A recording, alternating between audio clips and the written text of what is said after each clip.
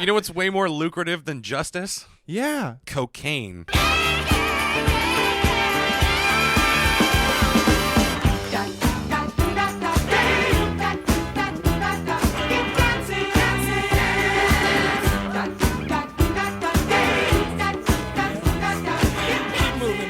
We're back, and I would like to announce I'm 5 pounds lighter, and I couldn't have done it without throwing up. Welcome to the Skimbo Lounge. I'm Alex. And I am Rory, as always. What a fun beginning that was. We got a great show for you tonight. Queens boy. of the Stone Age are here. No, they're not. It's always, I just got to say, like, right as you start in, I always get a little excited because you have this shit-eating grin on your face. I'm just like, what the fuck is he about to say? There's just always something afoot, and it's never good. You're so excited. Oh, boy. Well, yeah, we're living in a post-Reverend William world. It's a little weird. It's almost like I've got post-Reverend traumatic stress disorder. Dude, a lot of people do. A lot of people reached out to us this week. Thank you, by the way. We encourage that. Skimbo Lounge, Twitter and Instagram. Yeah, love the engagement. Love the engagement. If you don't be careful, I'll start slipping into them DMs. Watch out. You will not like what I have to say. This is all going into his aforementioned manifesto. You're just going to be like, these are coordinates. These are latitude and longitude. How did you know these are so close to me? Go open the mailbox. It's going to be a foot. That's actually an idea I had to start a thing called the Skimbo Crate. No. It's Loot Crate, and we just send people stuff, and they don't know what they're getting. For $2 a month, we'll find whatever we can for $2 in the city and send it to you. I got some pigeon wings and some spools of yarn. Got the crushed dreams of kids who moved here from Idaho. Yeah. They wrote them down in crayon, which we bought with that $2. This is a piece of Kelsey Grammer's face. I don't know how I got this. How did they do this? Just slap that on and just, Niles. It's like you're in Frasier. I didn't need to go to therapy. I don't know why my fucking friends all said that. All I need is a piece of the dog, and I'll have the full set. Maybe I hear the blues is calling. He's just got the Tom Green rig. Salad and scrambled eggs. He's got the Tom Green rig from Freddy Got Fingered. It's just strings on his fingers. He plays, and all the little skeletons move. Who is this? Who's this podcast for? I assume we're talking about Mitch right now. Well, I'm just sitting at home. I'm just kidding. We know he couldn't rig up that pulley system. Oh, what were you? We were on some. We just got off on a tangent. We talked about Reverend William, and the reactions have been pouring in. They've been strong, powerful, strong. And it full disclosure sets the bar pretty high for us to follow up. I mean, how do you follow that How up? do you follow up? Honestly, not to get too much into the like what we've already talked about, but what a turn the whole thing took. You know? Oh, yeah. That's what I think is most interesting for me, is the way, like, at first it was kind of this funny little lampoon thing, and then at the end, like, there's a lot of stuff that reveals this really kind of disturbed human being. And you know what synthesized it for every single person who reached out to me? What? Any kind of mutilation or surgery that would restrict the size of your openings. Yeah, That was the line for everyone. That's like the how do you say it? It's like the verbal version of that feeling that goes up the back of your spine. You know, that tingly, awful. The creeps. Yeah. It's apropos. That feeling when you're just a little too cold. Well, in case you thought we were completely done with him, we've got some chilly remnants for you. Oh, I really? reached out to friend of the pod and astrology buff, Annie, in Texas. Oh, really? You didn't know I did this. No, I did not. I'm super fascinated now. We're going to learn about all of his... What was it called again? Say how did you pronounce it? Jyotish? Jyotish. If anyone can figure out whether or not we're up our own ass in our pronunciation of that, please hit us up. It's Jyotish. Like, no, that's somehow worse. Yeah, if it's worse than the way we've been saying it, just keep it to yourself. Think about it. Jyotish. How else are you going to pronounce that? That's Jyotish. Jyotish. Like, yeah. Yodish, maybe? Maybe it's a soft J. Maybe it is Yodish. It's Icelandic. Now that makes sense. Yotish.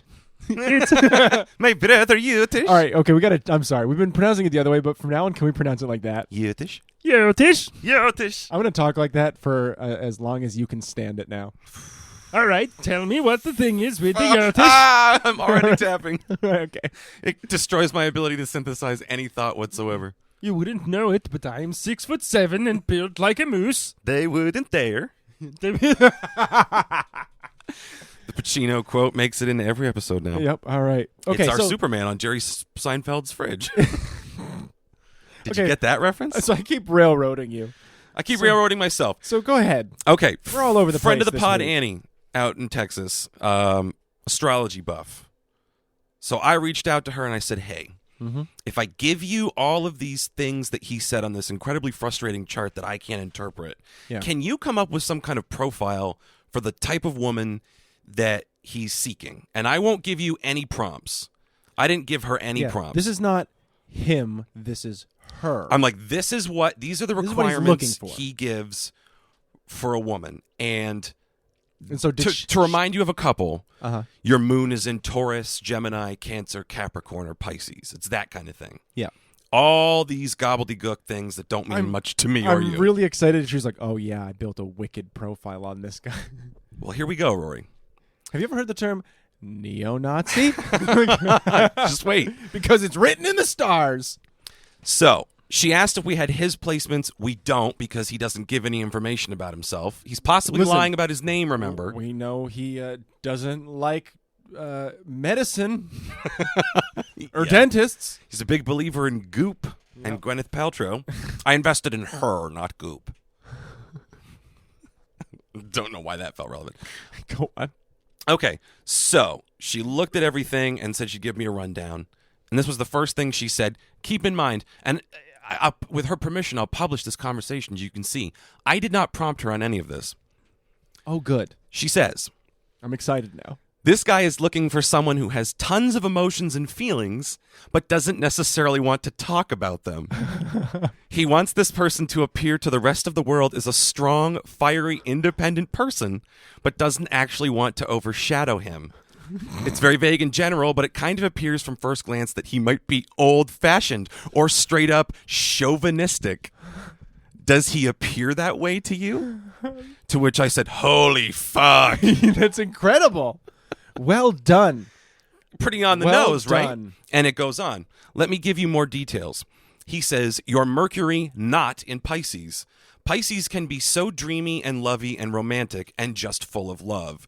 Mercury is the planet of communication, so he does not want to talk about that shit. So he just wants someone who will listen, basically, like what everything... This is okay. It's starting to make a little bit. He wants a patient receptacle that he can deposit his seed into, and then in public present her as an equal, so that nobody gets scared for her. Yeah. Put up a good front, dearie. Put up a good front, but remember everything I said in my manifesto, in me love manifesto. Lie back and think of Toledo, darling. I mean, none of this is surprising me. Is it surprising you in any way? No. And she goes on. He likes a good fight. Judging from the type of signs he has selected for Mars. I would imagine the more explosive the fight or the more challenging the opponent, the more victorious the win is. To which I said, now I will give you some relevant information. He believes very strongly in divine tantric resonance. He seems to believe that with the right woman, their sex is profoundly magical and energizing. She says, well, that tracks with all the signs he selected for Venus, which have a reputation for loving, touching, and squeezing pretty hard when you're into someone. So I gather he wants the feelings to just exist, but never have to speak about them. The boning will do fine. Her inflection, or is that yours? That's her. He doesn't want someone who will take control either. Jupiter is about expansion, and he said no Capricorn in Jupiter. Capricorn doesn't take shit. So if they wanted to expand in their career or hobbies, they definitely wouldn't hold back for someone else. Let us speak with our bodies. I hope you're a good listener. This guy is a piece of work. Who is he? I said a man of many inconsistencies and contradictions. And as I was typing out a response, she goes, before I can say, he's a big Trump guy to a delusional, sycophantic level, she comes in with, it's not our president, is it? Surely he isn't smart enough to understand astrology. So, like, she's on the money. I fully believe in astrology now, too. Like, hard stop. It's clearly true. Well, it's interesting how you can use it to build a profile on what somebody's looking for when you understand it. You know what I mean? To be like, oh, wow. But I think the real question for me is I sit there and go, and are there people on the other end who would follow all of these signs and fit all of this stuff? Really think about Is there really someone, and that's the question, is there somebody who arguably exists? Like what? Because astrology tells you a lot of this information based on like where you're born, right? And what time you're born and all of that sort of stuff. Time, right? place, all of it. It's placement with the stars. So so that person technically exists somewhere, but do they fit this profile? Like, or is he be like, I'm looking for a person who's born in June, September from 1964, 78, 83, 92, 2001, or 2009. You know what I mean? Like Star date, exactly these specific times, but only from Missouri or Canada or Turkmenistan. Well, we talked about it, and he puts so many preconditions because he talked about like where the location was. I hate that we're diving back into the Reverend again, but God damn, it never stops being interesting to me. It never stops being interesting, and I do have to give Annie credit for one more thing. I sent her a picture of him when he was making the blow-up doll face, and we had compared him to John Lithgow and Joe Biden and all these other people. And she goes, he looks like Christopher Lloyd when he melts into the acetone in Who Framed Roger Rabbit. Just pulled right back. Yeah. Annie, MVP of the podcast this week. What a good reference to Who Framed Roger Rabbit. Just top-notch stuff. It'd be great. If we hadn't seen that video of him, now I would always imagine him with the super high voice. It's like, if I want my tantric resonant partner, you see a pendulum. You can't if it gets shorter. I could. I think there's an effect on here to make me sound like him, but that will take too much effort. Yeah, true. And I'm lazy. I'm too lazy. Real piece of shit. I am. It's fair. So, Reverend William made it into the show once again, but I think now we're officially moving on from him. I officially need to go, like, find where he lives and, like, set up a fruit stand or something and slowly get business from him every day and work into his life and become the number 2 in his cult and just... There's an excuse to do your Ingeborg voice. Yeah, and just go and pretend and just... like get right in there and wait and grow this thing and then destroy him and make $1 million off of his terrible ideas with sycophants and evil, and we'll make a movie out of it. So you want to be the David Miscavige of whatever Reverend Williamism? Of tantric resonology is what we're going to call it. Jesus Christ. Tantrinology. If you got a better name for this evil death cult, because that's what it's going to become. I mean, honestly, we're going to go out real dark. Are you listening, FBI? If you got this guy, if you back this guy into a corner, I think death cult becomes applicable. I just, what a weird fucking dude. Yeah. And nothing so far to suggest he's not real, I think is the most fascinating thing of all of it. Truly. Yeah. I think he's made that clear. I am real. It would fall apart at some point if this were actually a joke, a put on. I really want to know which state he lives in. Is it He's in Los Angeles. Georgia or well, Alabama? He said he's in Los Angeles, but again, he said his name was Reverend William, and then the character references from Women He Knows are all about Mark. Good old Mark. What the fuck, man? So I say, this is the end of Reverend William. Let's wipe our hands until the day that he finds his goddess, because you know we're all going to know. Oh, yeah. Because if he does find this woman, Rory, if she does exist, he was right about everything. He was right about everything. Because technically the news will reach a lot of people. Yeah, he will uplift millions. Yeah, with laughter. Look, guys, I was a little bit off. She's okay, she's 23, but I'll take it. All right, I guess. Someone's got to lay down on that grenade. Might as be a 68-year-old man whose teeth are falling out of his head. Her name's Molly. Wait, I'm sorry, scratch that. She's really into Molly. Anyways. So he's done. He's dead to us. Yeah. Unless we'll leave it like the bookend is open. If anybody has any news that they want to share with us, to be shared with, the pod crowd community, let us know and we'll pass it on to everybody. That's a good thing going forward. And actually, Rory, you just created a great dovetail for me. Oh boy. Because friend of the pod, Jeff, also out in Texas, reached out and had some complimentary things to say about the format. Oh, and fuck you, Jeff. Oh, wait, good things? Wait, sorry, that was my... You just assumed. Yeah, no. It was my immediate go-to was that he had critical things to say. But no, good things. Go on. Sorry, wait, go on. Yeah. So... sorry, Jeff. You dick. I'm sorry. Wait, I'm sorry. Just get him out. Go on. Just get it all out. Bastard. What did he have to say? What's going on? He liked the format. He liked the deep dive. And I told him, I was like, we were talking about where to generate other stories from. Other deep dives like this. Oh, there are other fun little rabbit holes for us to dig into and find the rabbit per se and murder it. I think sure. Is that what happened? Is that what the metaphor? Is that how it goes? I mean, we went down a pretty significant rabbit hole with Reverend William. Was the Reverend the rabbit, and did we kill him? I'm just asking the question. We hugged the bunny. I'm just asking questions. Just a little too hard. Okay. And if you don't get that reference, you didn't graduate from high school. Oh boy. So Jeff, in an effort to help us, sent a tidbit. Oh, okay. Go on. Come on, Reddit.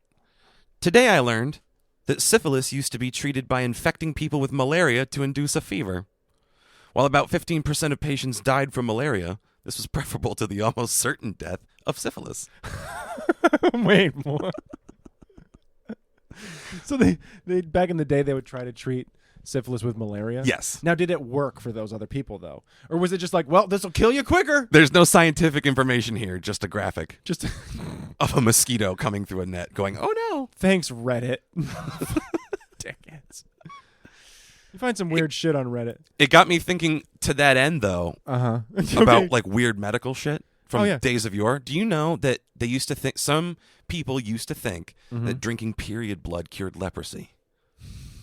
Can you top that? Do you know of anything worse than that? That's pretty fucking awful. Well, you can go way the fuck back. Okay, I mean, there's been some pretty egregious things done in the name of medical science. I mean, how far down do you want to go of terrible shit? Because we can talk about the things that were done in the names of experimentation.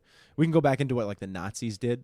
We can go back into what the Japanese did during World War II. That's very dark and very fascinating. It's called, I believe, Unit 731, which is where the Japanese did torturous things on people that they kidnapped from the Chinese mainland population, as well as POWs from the Americans, that involved a vivisection. And now, if people out there are confused by the word vivisection, because you may have never heard it, think of dissection as being when you take someone and open them up to see what's going on when they're dead. Die, vivi, alive. These people were alive. So what they would do is they'd give you syphilis, since that's the topic. They'd give you a disease, usually by raping you. Now, again, we're getting into some dark topics here, so I apologize. I should have initiated some kind of trigger warning, perhaps, for somebody. I think we've got a pretty on-board audience, but tell me if I'm wrong. Sorry.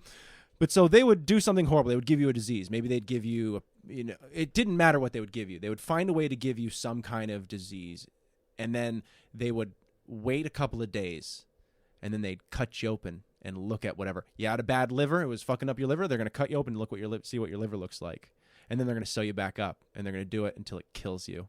And they're just going to sit there and watch. That's the most egregious shit I've ever heard of, was Unit 731, where they committed some of the most horrible atrocities. It was basically like, it was their biowarfare area is what they were trying to do. They were trying to learn how to take these communicable diseases and use them as sort of soft invasion points. So a lot of people don't know, which is an interesting topic from World War II, because I'm really fascinated in the topic, was, you can have that debate over whether or not the atomic bombs were needed or not, and that's not what I'm trying to get to. What I'm trying to get to was about 2 weeks after the Japanese ended up surrendering after the atomic blast, the guy who ran Unit 731, this guy is named Shiro Ishii. He's one of the guys that we actually brought over with Operation Paperclip.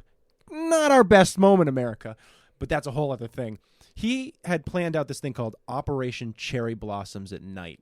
Now, Operation Cherry Blossoms at Night was where basically they had loaded up a bunch of this biochemical plague that they were creating at Unit 731 onto these basically one-manned, really shitty submarines, and they'd have a bunch of like Chinese lanterns with fleas in them carrying these diseases. They would get just off of the California coastline and like through up into Washington, and they were going to release these lanterns over the Maine coast. Fleas were going to get out and spread this sickness across as a soft invasion on the western coast.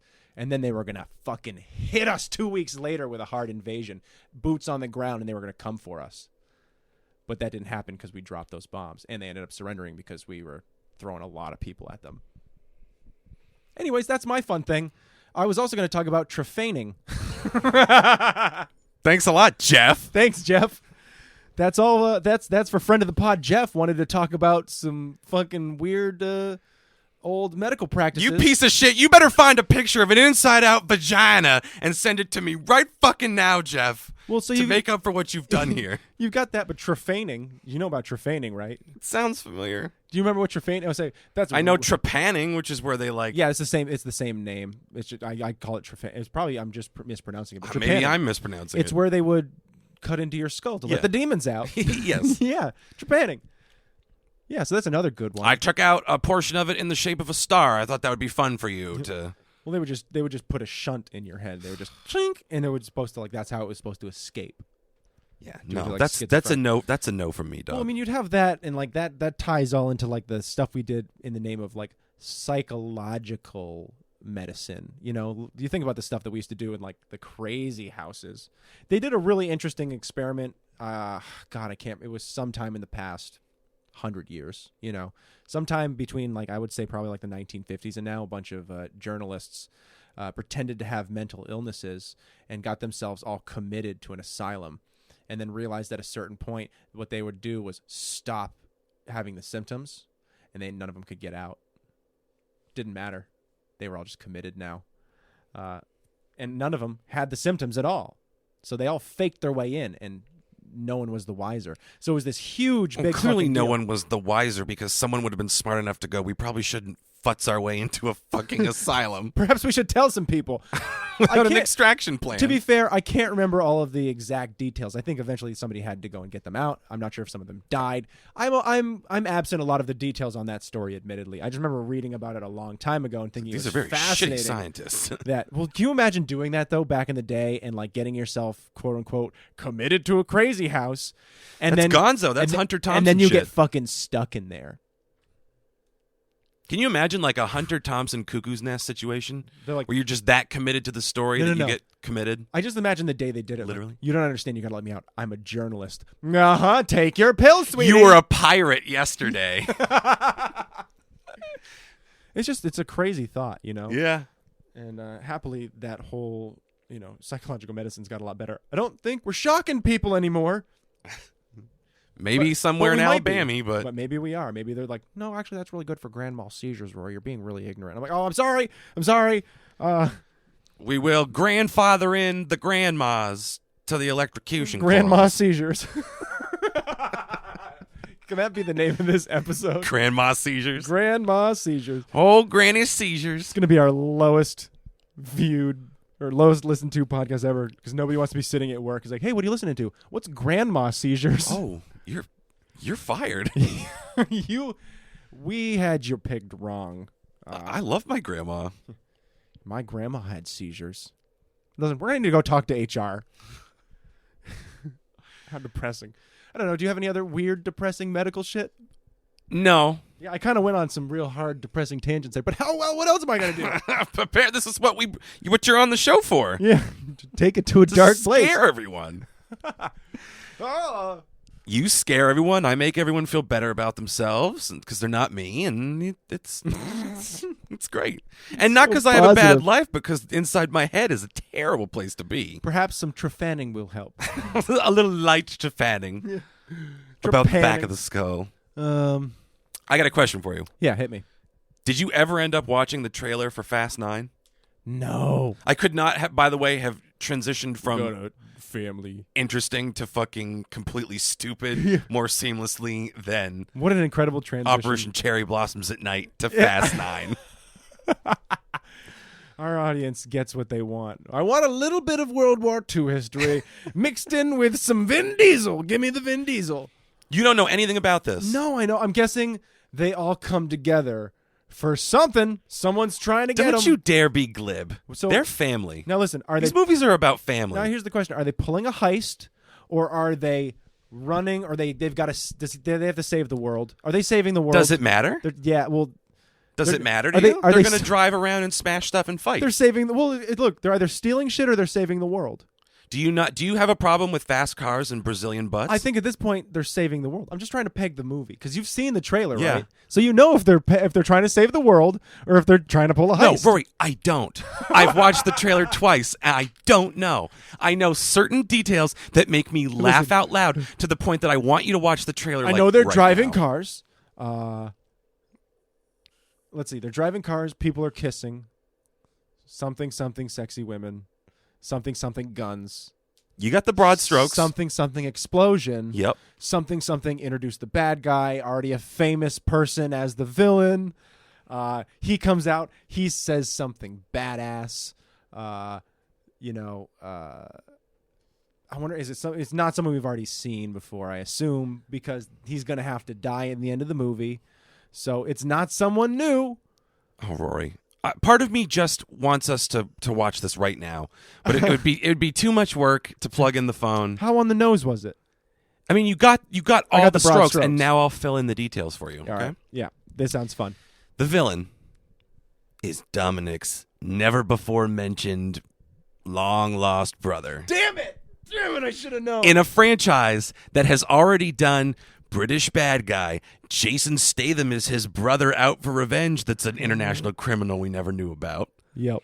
Now they're doing it with Dom and his mysterious rogue brother. I believe younger brother. Maybe older, but I believe younger. And played by? Who do you think? Take a wild swipe. Think about these movies. Kevin Hart. He loves working with The Rock. The Rock is not in this one. The Rock is not in this one. It's The Rock but with a mustache. You zeroed in on The Rock. Think The Rock in terms of... Is it It's not a WWE superstar, is it? Oh, it might be, Rory. Is it really? It might be. Which one do you think it would be? I don't even know. Oh, it's not very Stone obvious. Cold Steve Austin. No. You think so small. Think about friend of the pod, Jeff. Who's his favorite wrestler? I couldn't give a shit. Is it John fucking Cena? And his name is John Cena. I'm piping in the music below us. It's John right Cena, huh? Damn. John Cena is playing damn. Al Pacino. Al Pacino's in it? No. I was like, oh my God. I'm definitely seeing this. I was just about to launch more bad Pacino. They wouldn't dare. I'll do it for you. Toretto. Oh, it's terrible. Hooah! Who on truth thought all my sausages out these were for Sunday. Hooah! We're a family, damn it. We're going to get a cease and desist. He plays their dad. That'd be fucking incredible, dude. Oh boy, what are my sons getting into? Look at you knuckleheads fighting. Hooah! Just like when you were kids, hooah. And I was fucking hoarse. So John Cena is... See, here's the thing, though, man. Now that you say it's John Cena, I have a feeling that he's the red herring villain. Well, here's the thing. He's the red herring villain. The Charlize Theron character from 8 is back. Cypher or Dig Dug or whatever her name is. Forcing him to do something. Or he's got to do something to, I got to clear my ledger. Or like, some fucking, he's got some shit he's got to do, and it intersects with Toretto, and they're the only people who can stop him. But at the end of the day, he's going to join the team so that they can solve the problem that turned John Cena into a bad guy. They're going to do that, or they're going to make Charlize Theron a member of the good guys, and she's going to help take John Cena down.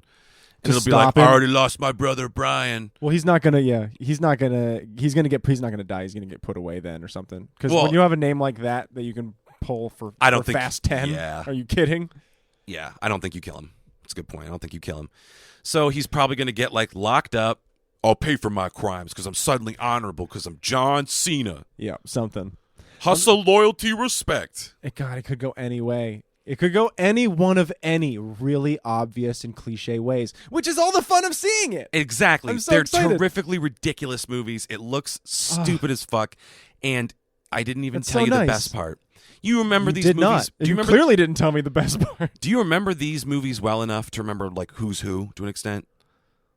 On Team Family. Yeah, did they do like a thing where like we're gonna need to get a team together? Did they do a thing? Did they do a thing where they're like the hacker? We need somebody who can drive. No, we need someone who can play. They're banking that we all know everybody's roles. There's the hacker chick. There's Ludacris. Yep. I think Tyrese is back. Think of people who were in the crew but aren't anymore, like Gal Gadot, or apparently it's Gadot. You mean? Okay, sorry. Whatever. She's Fuck you, dude. She's so offended listening. Piece of shit. I was going to marry him, but now you missed it. You missed your chance. Fuck. You fucked up. Gal Gadot. See, I said it right, baby. Come back. No, wait. Yeah, no, but there's her, and I got a feeling Brian's not coming back. That'd be hard to swing. Is it too soon? No, Brian. Is it too? No, that's a respectful joke. So yeah.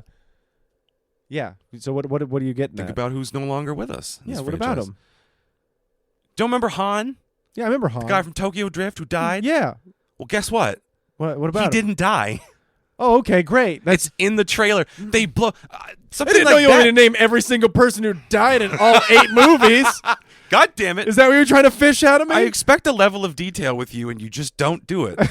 No, I was waiting for you to fill me in. Be like, these are the people who died. I've got a list. I thought you were going to go ape shit. I thought you were going to figure it out right away. That's great. And go, they don't bring Han back, do they? I thought you were a real fan of these movies. I'm interested to see how they explain that away. He died in a fiery wreck. They went to his funeral. I think they had an open casket funeral for this asshole. So I'm wondering how they're going to explain that. That was my brother. My name is Don. Yeah. Did they go that far? We'll call you Landfill. It was made of wax. And it was like, oh, they do that see. shot where everybody's nodding their fucking heads. You just drop your phone. Just my communication device? You just, so expensive. Such an expensive piece of equipment. Communication device. That betrays the newest problem in my life, Rory. Go on. My growing and unhealthy obsession with Star Trek. Have you been watching more Star Trek? Yeah, dude, it's fully blossomed. Since we mentioned it, I've actually not been watching a ton of Star Trek. Like I said, I've been watching. I watched the latest season of Narcos Mexico. Very exciting. I'm at the point where the new season of Better Call Saul. That's on. If everyone hasn't noticed. Oh yeah, because the new season's starting. And I fell back to watch some of our classic show that we love, The 100. Ah, yes. Which I'm enjoying a ton of. Starring our beloved friends that we gave fake names to instead of bothering to learn their actual Fillmore died! Who's Fillmore? I can't find McFly's dead! Yeah. Listen, if you watch the show, you obviously know which one of them is McFly. Yeah. I mean, we couldn't tell you what their real names are. No. So you know who McFly is. Except Octavia, because Octavia sucks. Yeah. She's just not a good actress. But I literally walk around the gym at work, and I just do, like, in my head, Captain's log, supplemental. Gentleman seems to have sweat profusely on the bench. Must tell maintenance to wipe. I have come in contact with the Borg. Just running on the... I have to get away. Actually, that sounds like I just sit there and crack up to myself. I do. Frequently, I'm just like, Mr. Worf, engage. And I'll just chuckle to myself. This is getting me through my run. I just look like a smug piece of shit all day, every day. It's great. It's done wonders for my life. That sounds pretty fun. I'm going to start doing that. Stardate 2442.3. A man across from me on the subway smells funny. A mouse ran out of his pant leg. Never mind. That was feces. I shall have to report to the bridge. Just end up yelling on the partially filled subway. Mr. Worf! Everyone stares at you like a psychopath. Then you can fulfill your destiny and finally become one of those people. It'd probably be one of the more normal things that most of those people had ever seen on the subway. A couple douchebags will go back and podcast about you in their apartment. So the fucking loser scream out, engage, Mr. Worf. Fuck Klingon asshole. Piece of shit. Anyway, here on the Bimbo Pub. The best I could do on short notice, Rory. I'm sorry. Boy, swing and a miss. I gotta tell you. I was like, lounge, pub. Shit! I would have lost Family Feud. I think we got to pay. Oh, I kissed my girlfriend. Kissed her on the mouth. That wasn't cool. Who was that guy? What was his fucking name? I don't remember. He was so uncomfortable, though. You go back and you watch old videos of that. Yeah, dude. Good for him. different time. He is really lucky he didn't live to see Me Too. Oh, yeah. Well, on that note. Great note to go to some commercials on, huh? We'd better pay for some airtime here. You got to tease for when the viewers come back? Yeah, I got a tease. Viewers? When the viewers come back? Instead, if you want to know what we're doing when we come back, I guess you're just going to have to come back and find out. Yeah, fuck you. You like that? The abuse continues. Next, on the Skimbo Lounge. Hey there, how's it going? I got a question for yous. Is your kid a wuss? I mean a real fucking bag of pussy willows, if you know what I'm saying. Does he get beat up in school? I mean, does he really get his ass kicked? But what if I said I could help you out? No, it's not karate lessons, though I do know jujitsu. But that's not the point. What is the point is that I am willing to put an end to your kid's bullying by putting an end to your kid's bullying. Hi, I'm Marcus. You know what? Just Marcus is fine, and for a later agreed upon amount of money, I am willing to, shall we say, help relocate your kid's bully and, I don't know, maybe his family, if need be. Little Timmy have that tiff with Tommy? Not anymore. Little Susie selling on Sally? I can solve that. Big or small, there is no bully problem that I can't solve with my discretionary tactics and a few yards of rolled up carpeting. Maybe it's not your kid. Maybe you work with some guy who's not giving you yours. I can solve that. Boss riding you? Maybe it's his turn to take a ride. What? Wear his shoes? Anyway, I'm Marcus. And if you need any help with bullying, or, any old thing, you can find me down at pretty much any uncomfortably lit Italian restaurant in Little Italy where a bunch of people seem to be working and no one seems to be eating. Tell the bartender you're looking for Marcus. Just Marcus. Am I done now? Yes, please go. I'm so afraid. Okay, have a good one. Wait, you forgot your gun.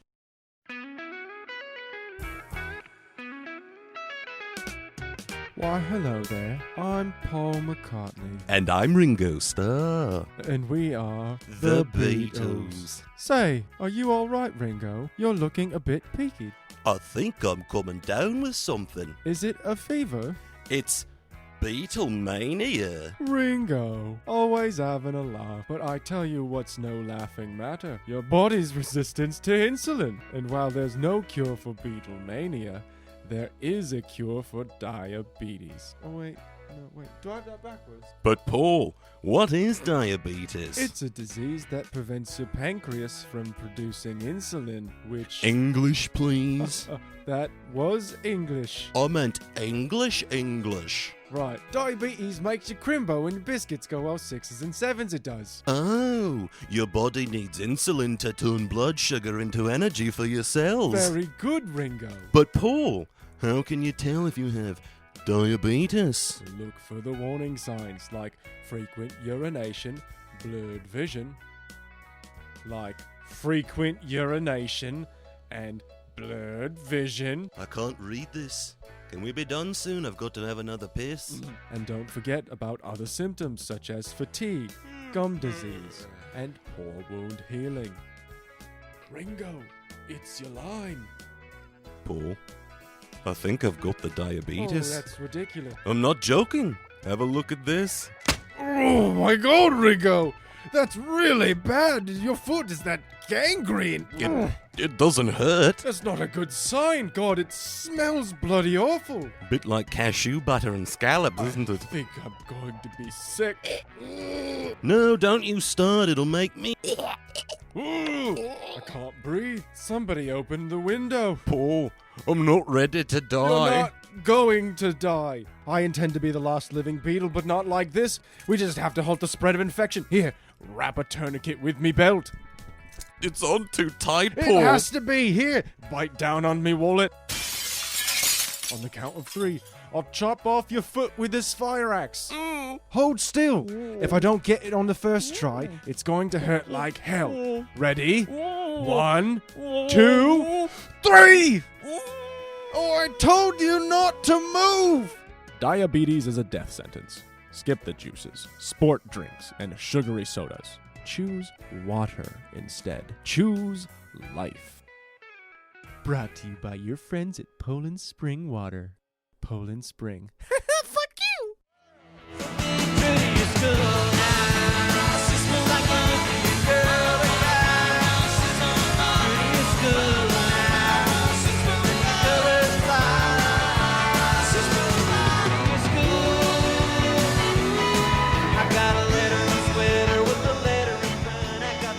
And we're back here on the Skimbo Lounge.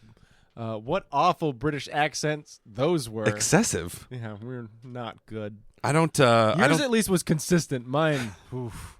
Oh. What are you talking about?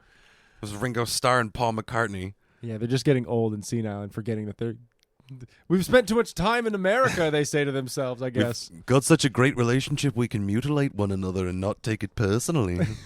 That's brotherhood. No, because he was helping him. He was helping him out. Yeah.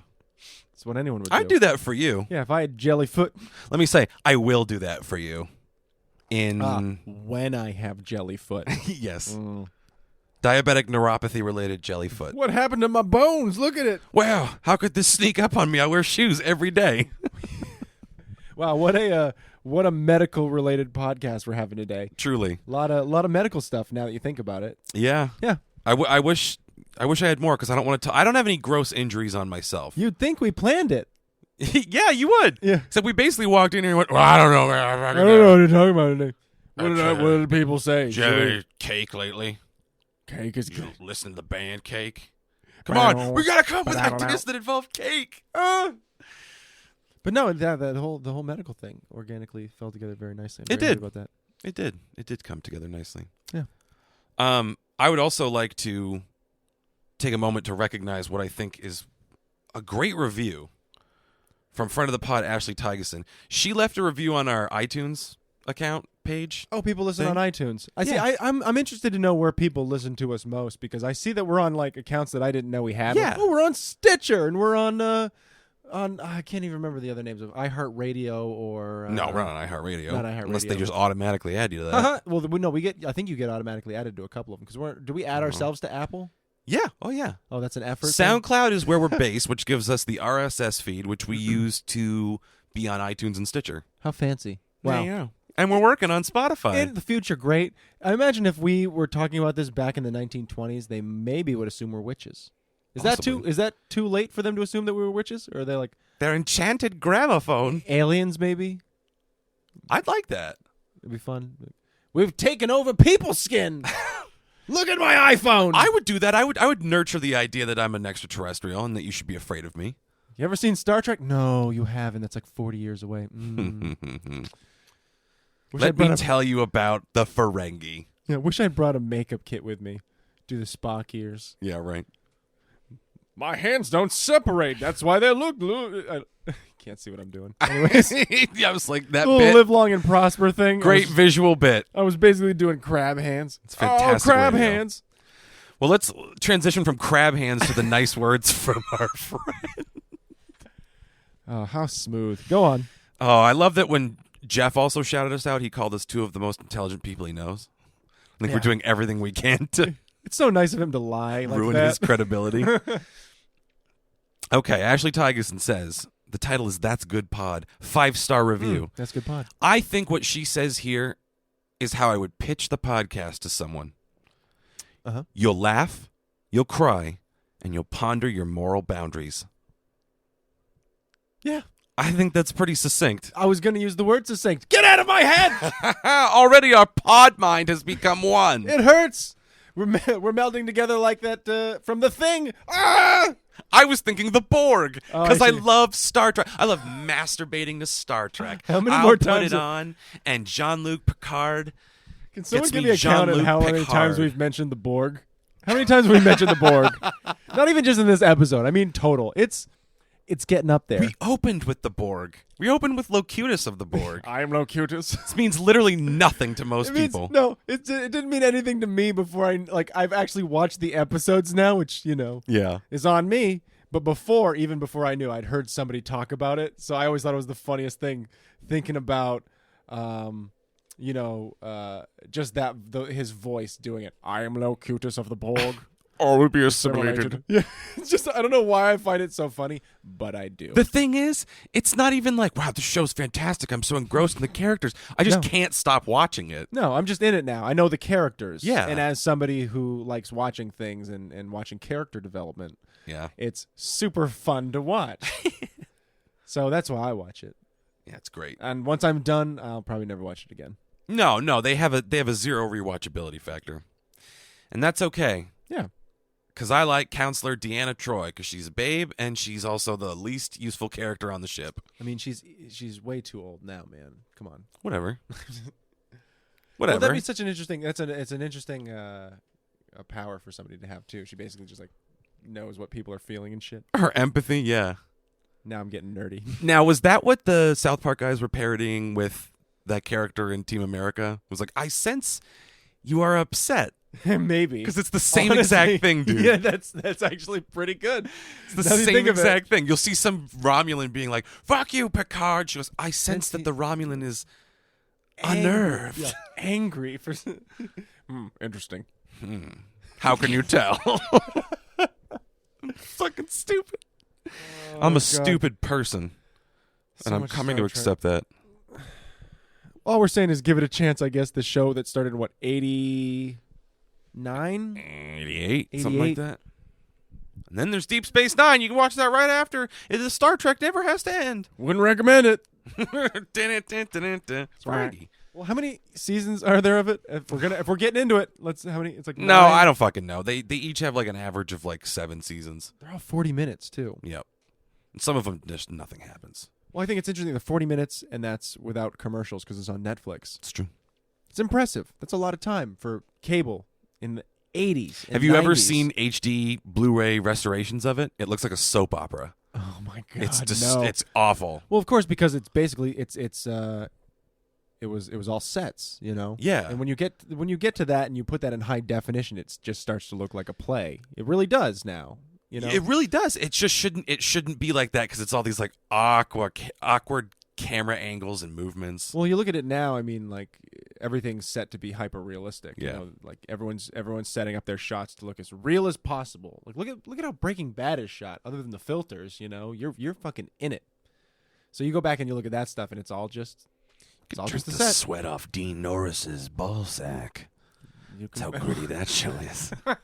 How interestingly specific. Not that I've ever thought about it. Until just now, I guess. So, per the feedback we've gotten about Reverend William, not to bring him up again. Oh, interesting. But I to thought bring it him would up have again. taken us longer to get back to Reverend. I promise this time it's just a jumping off You're point. going to call him Reverend William. I'm going to start calling him Reverend Mark. Mark. I want to cover all of our bases. Just in case he hears this. Just in case. So, people responded positively to a deep dive, to a topic we can sink our teeth into. I see where you're going. And I think that largely came from the access to the website. So I want to try something today. And if we crash and burn, we crash and burn Okay, now I together don't like it. as a pod community. I know you don't like it. I know you don't like it. Because you have a defeatist attitude. And I'm here to change that. I'm here to better you. A lot of people have tried. That's what this podcast is about. What, bettering yourself a little bit every day. This isn't a good place. It's a secret psychotherapy experiment. All right, so what's your So I got another article, and it's another one of those weird, fucky things that I think we can sink our teeth into. All right, fine. I think we can get into the society around it. You know what I mean? I'll approach it with an open mind. Raises some implications. And it is called, the title of the article is, "Want to be taller? Radical surgery permanently extends your legs." This is not The Onion or anything like that. This is not The Onion. This was sent to me. Now, I have not read this before. Same thing as Reverend William. We're going in blind. We're going in blind. Okay. All right, let's do it. So this was I'm sent ready. to me by the same person that sent me Reverend William. Interesting. So, the subheading, "These surgeons will saw through your leg bones and reset them to give you a permanent height boost." What a horrible thing. Is this again, we brought up South Park earlier. It's from a website called futurism.com. How interesting. Yes. In the last year, at least 30 men have made an appointment with an orthopedic surgeon named Dr. Kevin Debiparshad. Dabi Parshad, Keep going. Dr. Kevin, to have him saw through their perfectly healthy leg bones. Well done. Thank you. I'm a graceful human being. Thank you, Dr. Kev. Dr. K-Fed. So he is sawing through people's legs and putting like what? Some sort of stunt in the like what? Shunt? Is that the word? Yeah, would it be a shunt? I don't know. I'm assuming metal rebar of some kind, or if he's resetting it. Well, I guess we'll get into it. But I don't know. How is he giving them more length? Exactly. Is he putting something in there? Out of your skull, and I'm just gonna take this 2x4. Clack. I know. You don't need both of the bones in your forearms unless you want to be awesome at Frisbee. I got to tell you, I'm more interested when our fans send us horrors like this about monstrous people doing fucked up shit. Yeah. For no fucking reason. Fashionable people doing questionable things. What? It's the name of a song. I can't wait to find out how much this horror show costs. Yes. Wow. Ain't I hope gonna it be says. pretty. I hope it says. Oh, I'm sure it does. Here we go. At his Limplast X, oh my God, that's the name of it. The Limplast X Institute in Las Vegas.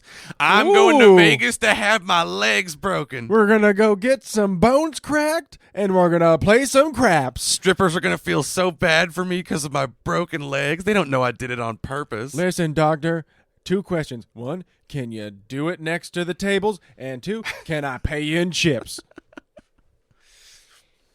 So at his Limplast X Institute in Las Vegas, Dr. Kevin cuts through patients' femurs or tibias and forces the bones to separate with metal implants, then sends them on their way to heal. Once their bones grow back, that made me want to puke reading that. Once their bones grow back, they will be several inches taller. Like that one scene in the 1997 sci-fi film Gattaca. Several inches taller? Apparently. Can you fucking imagine? Here's my question. Does muscle tissue work that way? No, Rory, it doesn't. How about, tendons? They have very poor blood supply, Rory, so you have to be careful what you do with them. All of, how do you just add inches to a person? Here's the other thing. What happened? Not to PSA about the fucking gym, right? But if you want to have decent bone density, you need to lift heavy weights and put yourself through the rounds, right? You can't do that if you have metal shunts in your knees. So you're just going to imagine being 90, bone grows back. But you're 90 years old with osteoporosis and metal legs. Maybe that's when you want metal legs. What do you do? Put the bones grow around the gonna metal. Stick out of you at some point like the Twin Towers. Superman. They're just gonna fucking collapse on you.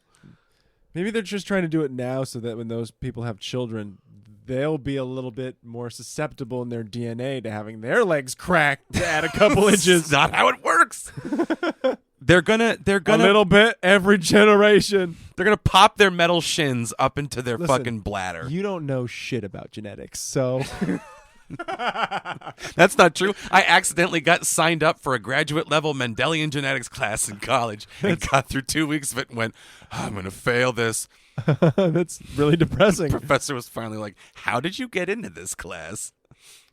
You're like, I don't know. I've never felt stupider in my life. I was like, everybody fucking Everyone knows exactly what he's talking about. I've just got my head around what a Drosophila is, which is a housefly. Just say housefly, you dick! Please, I'm drowning back here. Excuse me, who is that in the back? I don't know how to get into the building. I've never gotten in this building the same way twice. Please. Anyway. It's no secret that taller men have an advantage when it comes to dating, reads a Limplast X Institute press release. In the age of digital matchmaking, the desire to appear taller has gained prominence, particularly for men with below average height. Here, let me give you a little secret here if you're out there and you're thinking that that's a thing. I'm tall as fucking lonely as hell. So it's not always the case, buddy. A lot of people are just lonely. Don't worry. Now, this might shock you, but I, too, am tall as fuck and lonely as hell. Interesting. Huh. So people are having... Self-deprecating enough for you? Sorry, guys. Just kidding. We're both in stable relationships with girls that don't care that we, like I said a couple pods ago, have one completely wiped ass between the two of us. Don't ask us their names. Don't do it. I can't think that fast. Is it Becky? Does that sound believable? Is Becky a believable name? Anyways, go on. We just railroaded ourselves there pretty good. That's okay. That's what this is about. Yeah. When Futurism spoke with Dr. Kevin, he dismissed the press release as marketing hyperbole, though he didn't quite rule out dating as a motivation for leg extension surgery. But no, there's no for old Dr. Kev. Yeah, he's like, it doesn't change my decision to perform the procedure either way, but Is I like it to think I'm really helping these guys. Is it the metal that bothers you? No, Dr. Kevin. It's not the metal part that bothers us. It's your patience that bother us. Let's see. I don't think dating is the main reason people do that, he said. I certainly see that, and I don't think it's less of a reason. If you feel unconfident, I can change that. Sometimes 1 or 2 inches makes a world of difference. That's like a backdoor pitch for like, oh, I'm not saying like I only do it to make you taller so you can get chicks, but I mean, if you come here and that's your reason, I am running a special right now. 2 legs for the price of 1. Nobody wants to go home. Oh, don't forget, this is all happening in Las Vegas, so, anything goes. You just wake up one leg's jacked up, the other's in. Sorry, buddy, the right leg took a little bit longer. Midnight hit, special went to end. Your credit card was denied. Hooker came in, stole all my ketamine. I mean, cleaned me out, including the stuff I was doing while I was working on you. So you're going to have to come back in 2 weeks. Grab a ferret on your way out, and, hey, good luck. Yep, have fun. Oh, this place won't be here when you come back, so, I don't know. We're moving. Just ask around for me. We're moving to Mexico. Shot at Mexico. Dark picture. Okay. The world of difference. That world of difference comes with an outrageous price tag. Here we go. Leg extension surgery at the Limplast X Institute can run customers over how much, Rory? How much you think? To crack your legs and put metal in. From this guy in $200,000. Too high or too low? Too high. Oh, $60,000. Too low. $120,000. Close. $100,000. Okay. $100,000. Okay. All right. Limiting the clientele How that reasonable. Dr. Kevin sees. Oh, very. His very rich and probably insecure clientele, as the article says. I need an extra 1.5 inches so I can go to Wall Street and stand up tall with all my other friends. You don't understand the beer cart girl at my country club. I know that if I'm just 1/2 inch taller than Brad, she'll choose me. You imagine being like, yep, there goes Larry, always 5'2". There goes Larry, always 5'2". And one day, Larry shows up 5'6", hobbling like Frankenstein. Jesus Christ, Larry, what did you do? Crying out with every step. Ah! What happens in Vegas doesn't stay in Vegas when you come back a fucking monster, Larry. Just imagine, dude. You guys ready to hit the links? How does that fucking... Well, my foot's going to fall off eventually. But here for a good time, not a long time, right, guys? Is that why it's $100,000? Because he literally has to, like, okay, it's been 20 years I've been working on this, and I've got plenty of veins and sinew and muscle left over from all the botched ones. I've been farming it for decades. Don't ask me how I got these. You just cut to his house. There's just a lot of dogs running around with their front legs. They got the little wheelchair thing. Yep. So good that he takes them all in. The guy in high school voted most likely to make a human centipede. You know what I just realized? I was like, that's not even the darkest thing we've said ever on this podcast. Not even close. Assholes in Vegas getting dog parts sewn into their bodies. It's not the darkest place we've gone on this podcast by a long shot. Makes me feel good, actually. Thank you, Reverend Mark. Go on. Officially called distraction osteogenesis, the leg extension surgery involves cutting either the femur, which is your big thigh leg, the tibia, or both, and using metal braces to extend the bones. Over time, new bone cells will grow, effectively making each leg up to 3 inches longer. For nearly a century, doctors have used it to help patients with congenital defects or after traumatic injuries, but now it's become the latest trend in extreme cosmetic surgery. The horror. Can you imagine? Don't worry. Your legs will stop hurting in a year and a half when all your bone is grown If back. ever. If it does grow back. Because I think you'll always be aware that you broke your fucking leg. I'm pretty sure people who break their leg skiing are not really ever the same. Yeah, my thing is, how do you, you don't make vein connections, so you just naturally over time, everything stretches and naturally grows? Is that how that works? It's making me sick to my fucking You know what I stomach mean? thinking Like, about it. but that's how that must work, is that you're, like, everything in there eventually, because if your bone will grow, then everything else probably has to stretch out to meet. And that's got to be a pretty painful fucking process. Well, Terry, so the first part is you're going to be in a wheelchair for the next 3 weeks, maybe 4, maybe 5. And that's going to be a pretty painful process. You're going to be on these drugs. And then once you're done those drugs, well, you're going to go through relapse and withdrawal. And that's going to be pretty shitty. Or withdrawal and then maybe a relapse. Sorry. God turned around there. And then you're going to have to get up because, oh, by the way, your muscles have atrophied from you having to sit in this fucking chair all those months. You develop some sores and stuff, but don't worry because you're a fucking rich douchebag. So the other $100,000 is going to go towards physical therapy to grow your dick ass some muscles again. Then he just falls in love with his physical therapist and realizes if he had just gone like hella skiing and fucked himself up that way, it would have met her anyway. Yeah, but she's now he's just a like monster. Yeah, but so he finally gets rehabilitated and he has the courage to ask her out. And she's like, "No, you're an asshole. You wasted a lot of my time. There's people who really need my help, and I'm here helping you because you were so insecure that you need another 3 inches. But you're also paying me a ton of money, so can't grow a bigger penis, douchebag." Before Dr. Kevin started Limplast X in late 2018. Most of his cases were for patients who needed leg extension surgery in order to walk and live normally.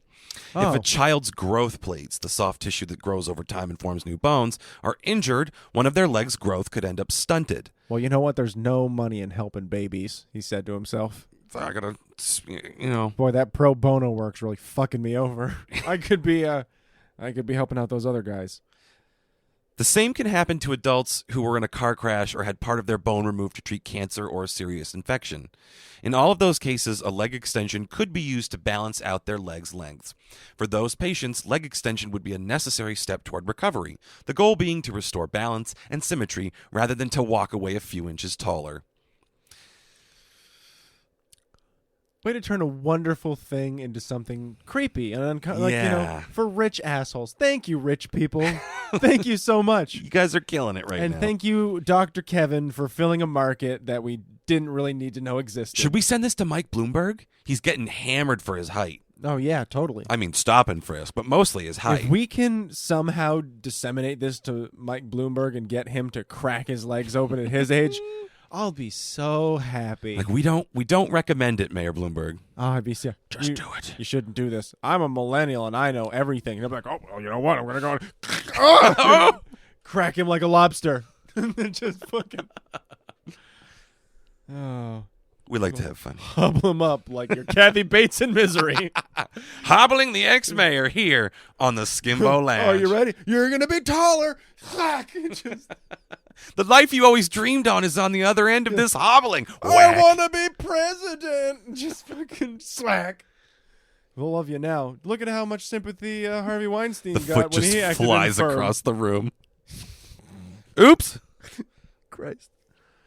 Well, that's that. We're doing our best to touch that dark territory. Oh, my God. Most doctors who perform leg extension do so for clinical cases, and Dr. Kevin continues to treat those patients as well. Oh, good. Okay, so he's like, I've got half my soul. I'm wondering if we're just misattributing him as being a scumbag because he lives in Vegas and he will do the surgery. However, part of me wonders if he's just a dude who's like, I do the surgery. 90% of the time. I'll do it. I don't know. There's a certain, I don't know. Does that fall under the Hippocratic Oath? It's like, do no harm unless they got cash and you think you can make them better. you can get into some sticky stuff with that, man. Not to get political about it, but that's a large part of the like transgender children argument too. Well, no, there's like people who question like what doctors can or should do. But I got a feeling that the people who are trying to add 3 inches to their height are doing it for different reasons, and I don't want to have those people. I mean, maybe one of those people who's had the surgery can come and be like, "Oh, you're being myopic," you know. I in my heart am a 6'3" man, you know. But for some reason, I feel like those are, you know. I would look at one of those guys being like, it was really, it hurts my feelings when the other guys at work are like, haha, Terry's 5'3" and you don't understand what that's like. And that's the same thing as the people who are fighting for transgender rights. I feel like you're a dick, Terry. Well, no, and that's you're not a dick. That's not what I'm saying either. I'm just saying But that's why I'm turning your argument in to make you look like an insensitive asshole. Oh, no, I do that fine myself. You don't need to help me. No, it's more just like it's like the ethical questions that come up. So within that argument, people on either side saying what technically is do no harm. Yeah. I'm not taking a position. I would say I hate everybody. I just want all of us to fall into the loam. Yeah. We'll be happier that way. It's such a tough argument to say whether or not I'm okay with this guy doing this. I mean, honestly, I am deep. Like at the end of the day, I think he can do it. You know what I mean? Yep. I'm not so much critical of him. I'm a little critical of him, to be honest. I think it's great that he's helping some other people, and he's just like, also, I can get $100K from these guys for cracking them like walnuts. And so maybe, like, if I was in the same position and I knew how to do it and I was really, really good at it, and there were, like, people flying in being like, I'm doing this, and then I'm going to the craps table. I gotta do it, doc. Like, I got the time. I'm not saving anybody's lives, and I've got nothing scheduled. You know, because it sounds like it's the kind of thing that probably takes some preparation and some planning, so he probably sees people and has, you know, what do they call it? The pre-meeting where you... Consultation? Yeah, they do the consultation and everything. Like those horrible plastic surgery shows where these clown car people come in? Yeah. So what do you want to do today? I want a second butt on top of my existing butt. Yeah. Okay, well, let's go ahead and just take a look at here. There's where we're gonna put that butt right here and get a mark right. Oh yeah, that's gonna you're look gonna good. have 2 hot butts, all right. And this is on TLC, obviously. Basically, yeah. The Learning Channel. Learn how people get 2 butts. So I don't know. I feel like I'm mostly mad at the type of people who are out there. Are you mad at the people for being insecure? I'm mad at them for being the kind of people who have... I think mostly I'm mad at them for being the kind of people who have $100,000 to spend on getting taller.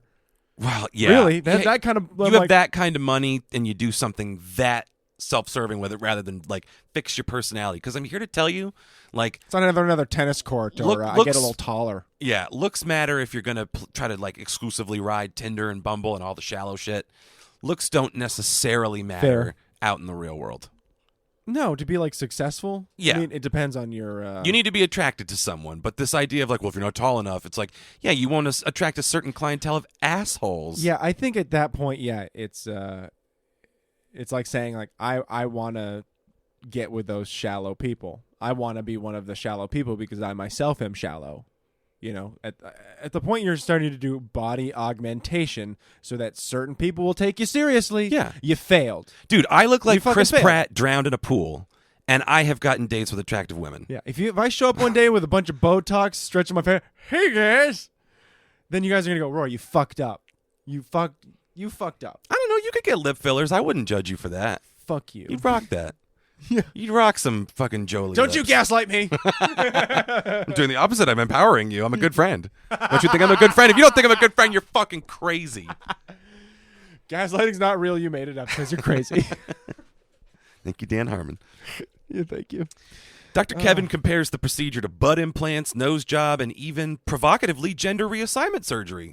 I predicted the article. Okay, fuck that guy a little bit. Yep. The concept is not something that's new. We knew we could do this for a long time, Dr. Kevin said. I think it's fair to put it on butt implants and boob surgery and... Well, I wonder if he says what he meant by that or if they just drop that and don't address it. Maybe. It's just that now technology is catching up with what we knew we could do, so now we can push new applications, like making people taller. Yep. Fuck, dude. Oh boy, we're getting into like cyberpunk territory at this point. Like they're called grinders. These transhumanists that hack their bodies chips, to have like they put like chips underneath their skin and LEDs and diodes and yeah. We should do a deep dive into that. If you want to hear us do a deep dive into transhumanists and the grinder subculture of biohacking, Seems like a great way to be like, oh, I've got my pancreas on lockdown with these chips. Oh, I've been hacked! And then you're just... Your pancreas just explodes. You're just... Somebody didn't like me on Twitch! Hackers swatted his pancreas. Oh, for private clinicians, this procedure represents a lucrative new marketplace. But for the patients, it means tens of thousands of dollars and months of physical therapy for insecurities that might have been healed in years past with therapy or platform shoes. The tone of this article is intermittently catty and brilliant. Someone out there's got this. You don't understand at all. Platform shoes didn't work. Oh my God. Okay. Oh. Elective limb lengthening came under newfound scrutiny in September when Jezebel ran an essay in which the author described how her brother died from medical complications after he had his legs extended by a French orthopedic surgeon named Dr. Jean-Marc Guichet. Jean-Luc Picard. Engage. Clack. Fuck. Oh, Mr. Worf, break the other leg. Hold him down. Sir, it's a perfectly healthy limb, sir. Break the leg. You guys don't know, but I just did a great Worf. That was a fantastic Worf. Good for you. Klingons do not laugh, sir. Fuck. I'm never going to have sex with a woman ever again. Ever again, unless she has a Klingon cosplay forehead. Beam me down or beam me up. I don't know. I'm fucking... Dick me down, Scotty. Now you're never having sex again. Yep, pretty much. Sold. I don't regret a thing. We do not perform cosmetic lengthening for providing more capacity for specifically dating or getting a higher salary, Guichet told Futurism in an email. Don't you? The main goal, he said, is to increase confidence and self-esteem, which is intrinsically tied to those things. Yeah, this come guy's on. full of shit. Fuck you, buddy. Some males are telling me that they are not taken seriously due to their height. They Oh, perceive no. it as decreasing their social and work capacity. For instance, when they are top managers. Some short women also have the same problem. Well, isn't that nice that he includes women in it? This guy's a real feminist. The only reason I've ever had a problem with anyone that I work with is because they're stupid. There's nothing to do with your height. If you're smart, you're smart. When you're wrong, you go, oh, yeah, no, I was wrong. You're right. That's interesting. And if I don't... I know What is people's problems? We're getting this is bad. This is bad for you, but it's the best entertainment value for the podcast listeners. The rabbit hole that I'm interested in going down is how many people are providing these surgeries. We've got one guy in Vegas doing it that the one story's about, but we've also got the guy out in France doing it. Yep. Jean-Luc Picard, Who allegedly led to a two's death. who led to, which does not sound like anything befitting a captain. Fuck no. So, where else are they doing this surgery? Well, How many people provide leg cracky surgery, which I believe is the technical That's term? the technical term. The cracky crack. Don't let that get over your heads, listeners. We're talking about the thing we've been talking about this whole time, leg cracky surgery. Well, here's a sentence you never want to hear. Oh, God. Experts aren't quite sold on the procedure. Really? Dr. Laura Cabrera, a bioethicist at Michigan State University's Center for Ethics and Humanities in the Life Sciences, didn't mince her words, arguing that cosmetic leg extension was indefensibly frivolous. Even if people are paying out of pocket for these interventions, you're still consuming the time of experts who are doing this for non-medical purposes. You're consuming time and materials that could be used for people who really need those types of interventions. And I would have to agree with Dr. Cabrera, I think, now that an expert has weighed in. Pretty sure. My God, what a bold thing What an excoriation. to say all the things that all of us, I hope, were thinking from the very start. Wow. Well, thank God there's somebody who, by the end of this article, said the things that we were thinking, you know? That there's somebody out there who at least has the expertise to go, are you fucking joking me? Yeah. You guys are doing this? And you're sitting there going, well, if they've got the money, fuck you. Well, because now it's really on you. Because it's like, littering is bad. So why the fuck would you do it? Well, you have someone telling you that what you're doing is stealing resources. I could see the counter argument being like, well, plastic surgeons, when somebody, like, say, gets in an accident and cuts their face and needs to get surgery to have that repaired, like, they're the same people who are doing breast augmentation, and I'm sure you don't see any difference there. And you would sit there and go, a little bit.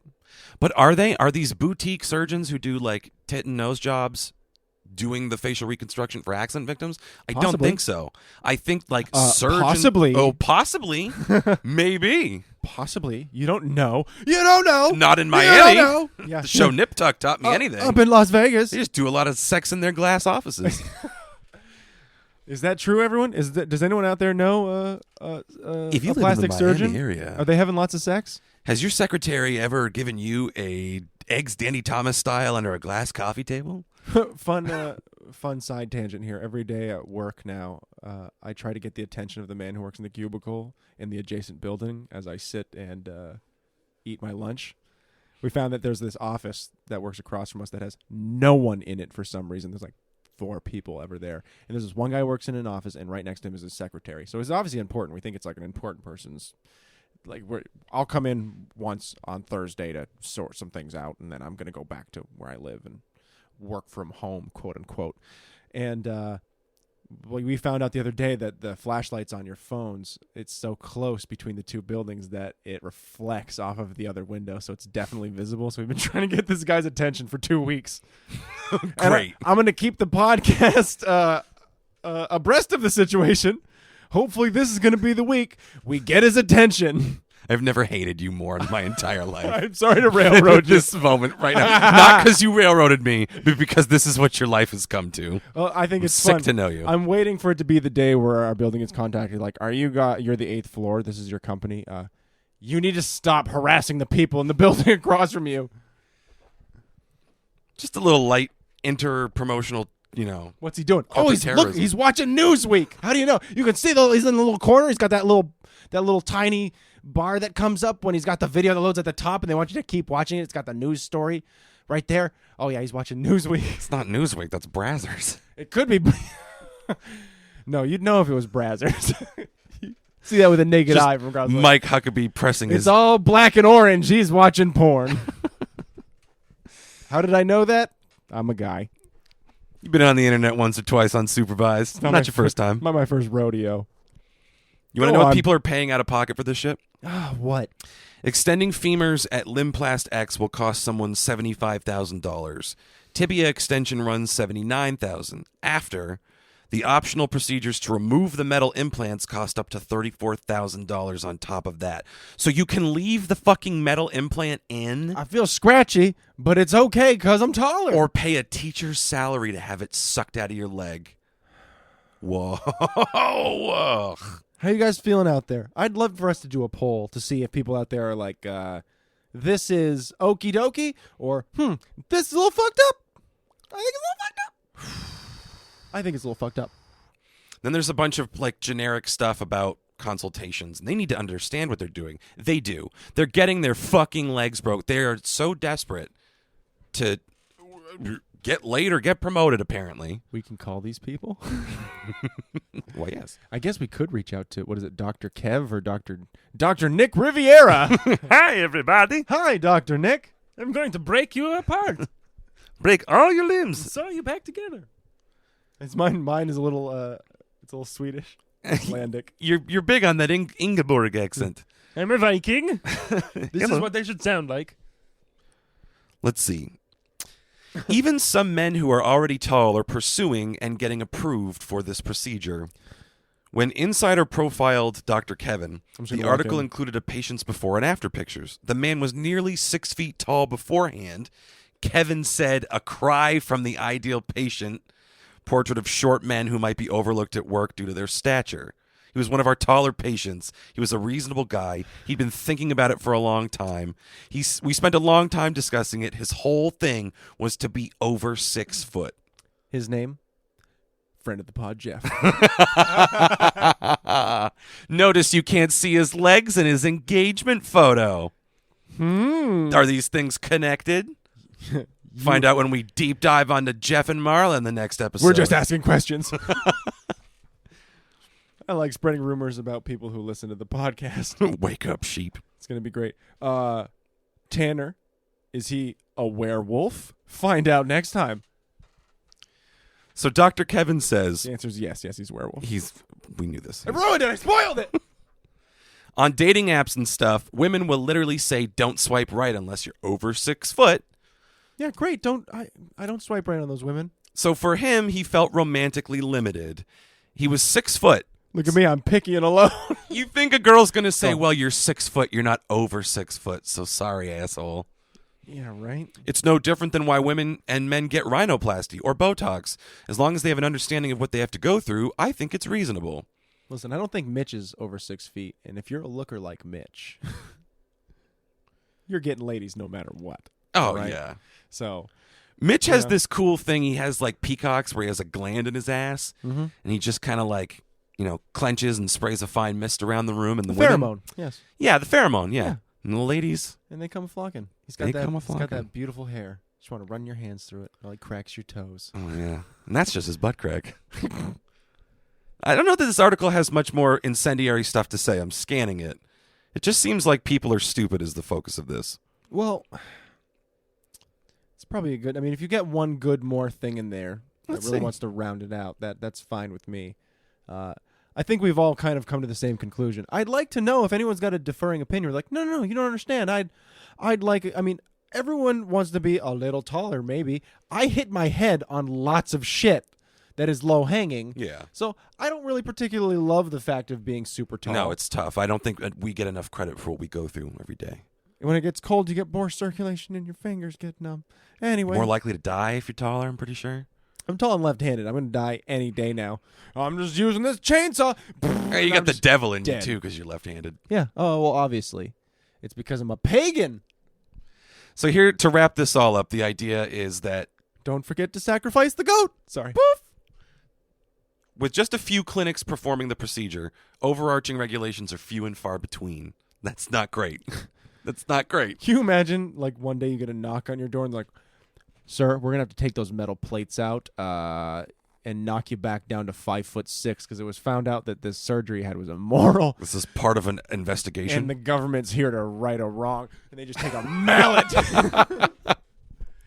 Some dude in a big suit comes in with a sledgehammer. It's the middle of a cookout. How tall was he? All right, yeah, we got to take out 200. Wham! Too much, Terry, too much. What are they doing to Uncle Jeff? Smash! Can only assume you once again meant friend of the pod, Jeff. Friend of the pod, Jeff. Hold him down!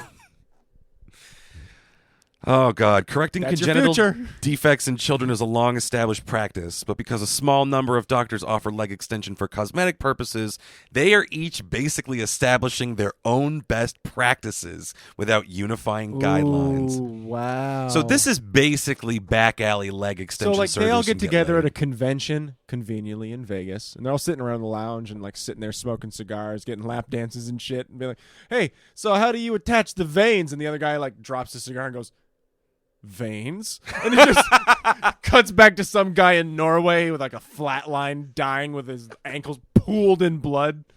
While the doctor's kids are eating what they think is spaghetti. Daddy, what's going on? They poke him and he just explodes. Like, and it's like a shot out of The Shining. Anyways, that's my The Shinning, literally. It's The Shinning. I did not mean for that. It's another Simpsons reference. Woo! It's a Shining reference. The It's a Shinning. reference to the shin bone. We are the smartest people you guys know. Oh, boy. Not to toot our own horns, but toot, motherfuckers. Not to be conceited about it, but you guys are pretty fucking lucky to know us. Who wants to fucking touch me? Anyways. Well, so that's pretty much the article. Well, yeah, I think that last, like a lot of these things, I think the most horrifying thing you said came right at the end. It's not regulated. It's not fucking regulated, and these guys don't have, like, a course of action that they're all like, I came up with a new revolutionary way to do this. See, I use a saw. The other guy's like, shit, and he's just got a bunch of blood on his hands with fucking those, like, yellow gloves your mom uses to clean the sink and a ball peen hammer. He's just sitting there writing notes. Oh, God, saw. That's fucking good. I'm going to bring this back. There's so many breaks and, like, so many less breaks in the bone this way. Why would you ever enter into that unholy covenant? That's like going to a guy who's like, I can do dick extension surgery, but for me, what it is I hang a fucking 10-pound dumbbell off the tip of your cock for 2 weeks. You think you can handle that? No. I mean, pissing's going to be a nightmare, dude. I'm just going to tell you. You're going to want to hold the dumbbell to relieve the pressure. But pee quick, because if you don't really let this thing stretch out, then I'm never going to have my empirical evidence to move forward. I'm definitely not testing this on you, though. Why? What gave you that impression?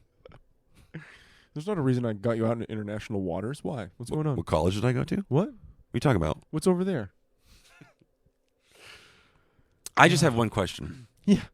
Shoot. After this? Yeah, go ahead. Why don't any of these guys have the dignity to swipe right or to swipe left on these girls that say that they only want a guy? Can you tall? imagine if, like, again, I don't understand the type of people who go on social dating sites and have these really weird, arbitrary requirements. You know what I mean? I never looked at dating where I was like, the most important thing that I find in a woman is that she's got freckles. If she doesn't have freckles, especially on her shoulder, because they're cute, then I'm not going to date you. I call them cornflakes. And I go, nyam, nyam, nyam, What's nyam, that? nyam. We got great personality. We hit it off, and it's really cute. I'm sorry, Becca, because you don't got dimples, and I wants me some dimples. Like, what the fuck, man?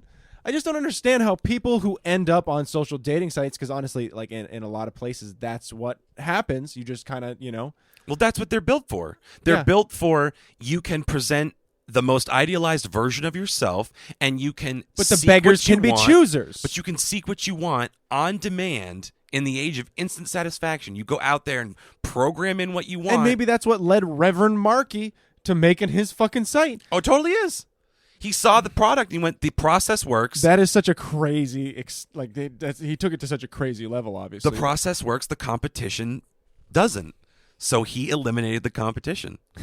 And whether this works for our, little star child, hard to say. Yeah. Wow. There's something that's it's downright, it's narcissistic. I'm trying to think of another word, but it's just downright narcissistic. And I'm not talking about putting yourself out there and having standards, because standards are a fine thing to have. Attraction's important. Yeah, and being attracted to people is important, but not like thinking you know who you're attracted to before you've met them is a stupid thing.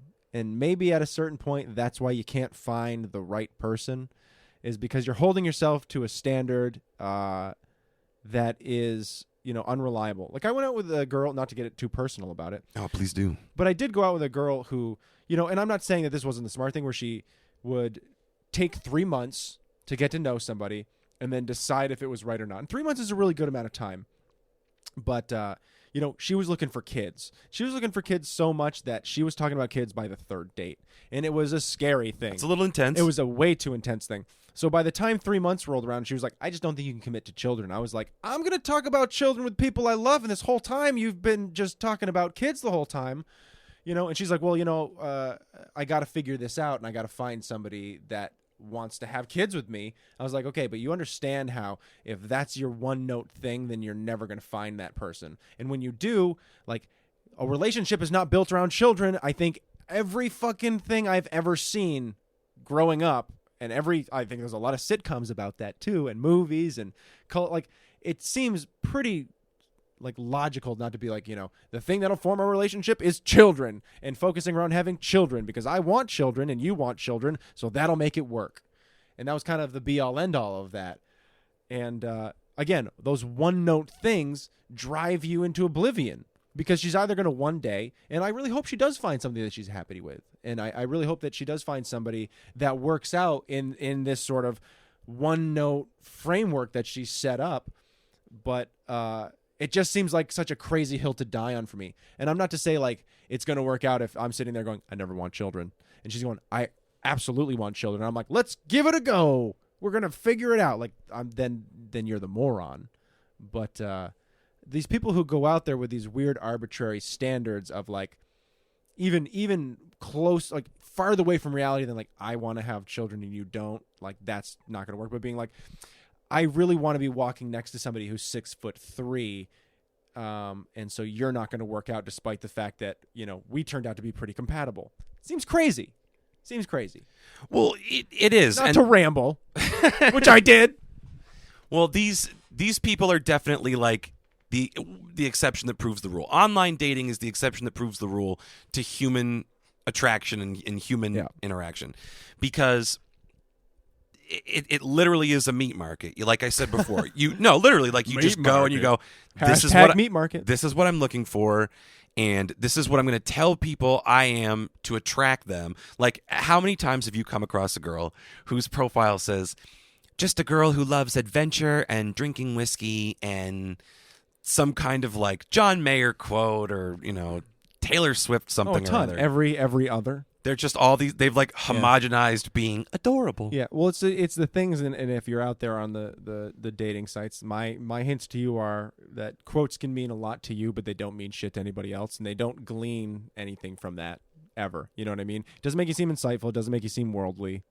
Well, especially if it's like, "Baby, lay me down, and I will put my hands upon thy love." Yeah, it doesn't make John Mayer. It doesn't make you seem full of shit or anything. It's just kind of like a blah. I don't know. I think a lot of the whiskey girls are full of shit, and they're like, guys want a girl who can drink and hang with the boys, but knows her place. Like they think very much in line with. I'm not this again. This is not an all women thing. This is just a specific type of woman on the dating apps who is like on the one hand obsessed with. On the one hand, obsessed with being everything a guy she thinks a guy wants, but on the other hand, is like playing this long con where I secure him and then I turn him into what I think he should be, and that's the basis of a healthy relationship formed by a computer. Yep, and that's what we get on the guy side. And I've got a feeling that the female side probably just sees a lot of penis. It's probably a fucking nightmare. It's probably an ocean of penis. I cannot imagine. You can't imagine? It's probably just a lot of dicks. I cannot imagine. Hey, I'm Chet. Hey, Chet, how you doing? Cock. Because girls have no game, guys have no game. Well, the funny thing about it is like some of these platforms will let you send photos to one another. I got a feeling it's a lot of dick. I feel like that's what you got to get subjected to. As a guy, no one's out there sitting going, if she sends me pictures of her boobies, I'm upset. But I know there's a lot of women out there who don't want to see dick all day. And I've got a feeling they don't have a choice on the social dating sites. And that's got to be really uncomfortable and exhausting at a certain point. We're like, I'm trying to put myself out there and get a relationship, and you put in your thing like, I like, going out and, having a glass of wine and, right. These are the things that I'm into. And then someone's like, hey, I'm Dave. And that's in your head. You're going, okay, Dave.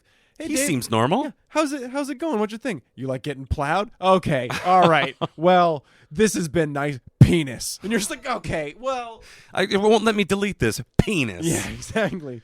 The fucking thing's frozen. Penis. You report him, doesn't matter. Guess who's going to go ahead and make a new profile? The admins send you a penis.